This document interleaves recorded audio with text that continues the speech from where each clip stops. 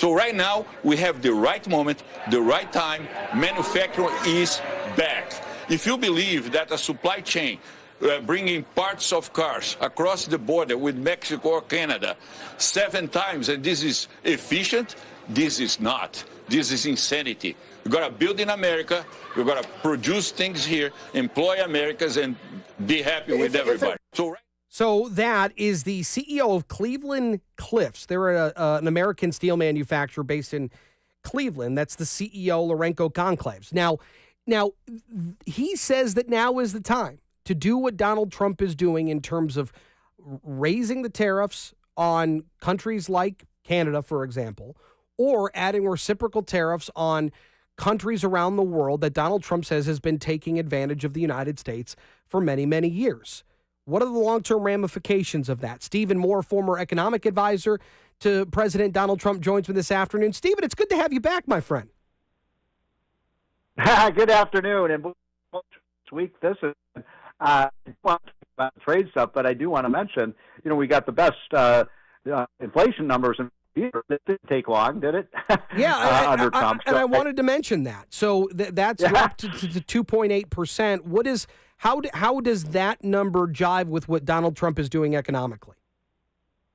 Well, the whole purpose of the whole goal of the Trump agenda, Trumponomics, and I wrote this book with Art Laffer that just came out recently called The Trump Economic Miracle, because that's what we have in his first term. I think we'll repeat that in the second term. But I think that the goal is to increase the productive capacity of the United States. So we're the number one producer of everything we can be, and we do that through lower taxes, less regulation, better trade deals, drilling more oil and gas to bring energy prices down. And so when you produce more of something, this is something a lot of PhD economists don't understand because they're too smart to understand this. Let me ask you this: you're a good economist. If the economy produces more apples, what happens to the price of apples? Well, they're going to go down. Yes. So we're going to produce more of everything, and that's going to bring prices down, and we're going to get richer as a country. And so, it's all system go. Now, I'm going to say this. I'm not a big fan, and the president's a little mad at me because I've said this on Fox and others. I'm not a big fan of the steel and aluminum tariffs because they're not going to work to create, I'm all for creating jobs in America. You cut me, I bleed red, white, and blue, and I am in favor of putting America first. But we tried the steel and aluminum tariffs in Trump's first term, and what we found was that we did save about 2,000 or 3,000 steel jobs. And, Trump's heart is in the right place. He wants to, save jobs for Americans. I want to do that too. The problem was when you put a tariff on, what happens to the price of steel? Goes up. It goes up. And so what happened was we lost jobs in other manufacturing areas like car production and construction because the price of steel and aluminum was higher.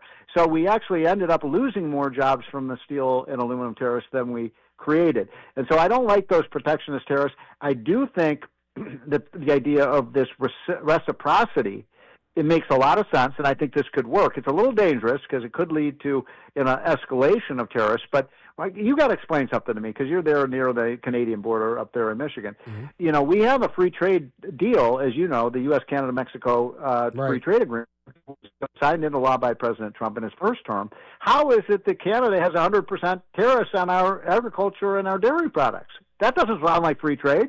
Well, yeah, and I think the idea there was that those tariffs kick in once they reach a certain number of imports, but they never get to that level of imports where those tariffs kick in. So I guess the worry here for a lot of people, particularly in our neck of the woods here in Detroit, where the cost of steel and aluminum coming in costs more. It's going to there is going to have an impact on the auto companies. There is going to have an impact on the cost of cars and the sales of cars. Yes, so that's right. So what is the short-term pain to the long-term gain, do you feel, from these actions?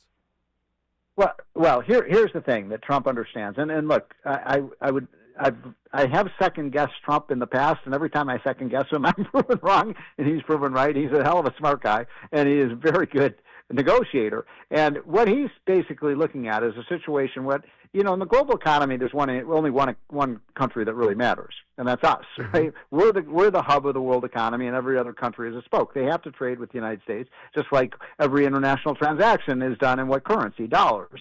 And so every country has to trade with the United States, especially China, by the way. If we want to put China into deep depression, we just close off our markets, and their economy goes into a deeper depression. And so Trump is using the word is leverage.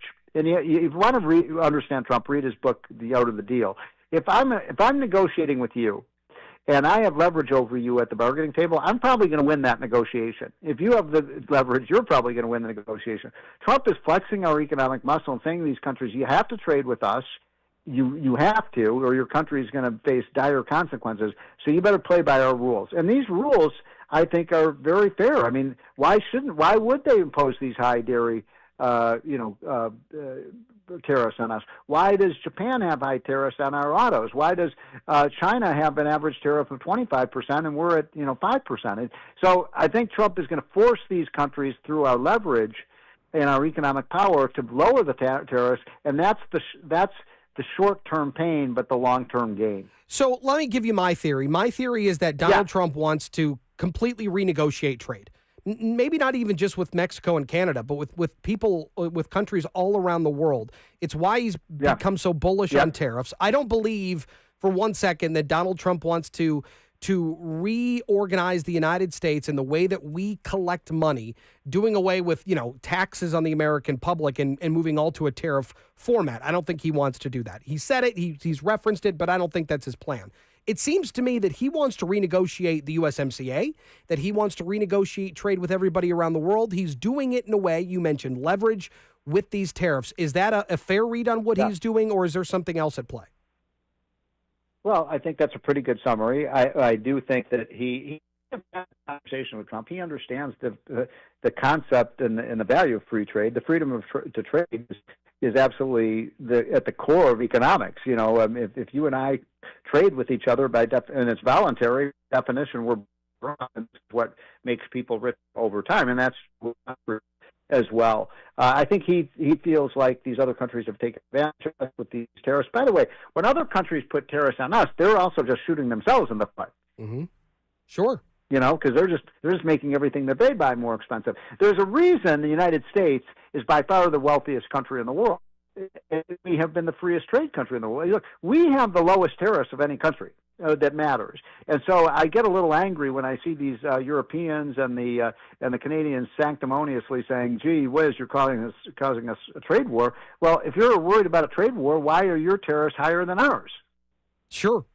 Let me ask you this: Is there a worry? Because I think that when you start digging some of this up with friendly nations, that can be problematic for a host of other reasons. But is there a worry that the United States is becoming isolationist in the sense that Donald Trump is not taking anybody off the table in terms of upping tariffs on those nations?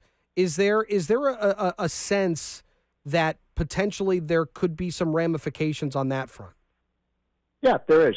When you trade wars, nobody wins a trade war, right? Everybody loses a trade war. So we don't want to see that, and there is a risk of that. And that's what that was the reservation I told President Trump. And if you have a trade war and then the terrorists, I mean, your history lesson. What caused the Great Depression? The Smoot-Hawley tariff, which was introduced in the U.S. Congress. It was a gigantic tariff that was passed by Congress. And as soon as we passed it, what did all the other countries do? They raised their tariffs. We had the stock market crash. That was the famous 1929 stock market. And it took 10 years, for the economy to recover for that. So we don't want to do that again. But I don't think that the odds of that happening are very high. But you raised a good point about Trump. Trump is not an isolationist. I'm not an isolationist. But we as conservatives, the new kind of Republican Party and new conservative movement, is very skeptical of globalism. Sure. Remember what Janet Yellen wanted to do? A global minimum tax. Yeah, right. No, we're not going to do that. We have the lowest taxes. Why would we want to have to raise our taxes? Is because the Europeans have high taxes. I believe the competition what they wanted to create was a giant tax cartel. Yeah. So every country would have to have. No, that's bad. Why do you think Florida and Texas are getting all the people, Right. and they're all leaving New York and California. Well, there's no doubt about that. I got to leave it there. Stephen, thank you, my friends. Good to talk with you. Don't be a stranger. We'll talk again soon. Let's do it again soon. Take care. You got it. Bye. That's Stephen Moore here on JR Afternoon. We'll take a break. Get to your calls, your text, 800-859-0957. You're listening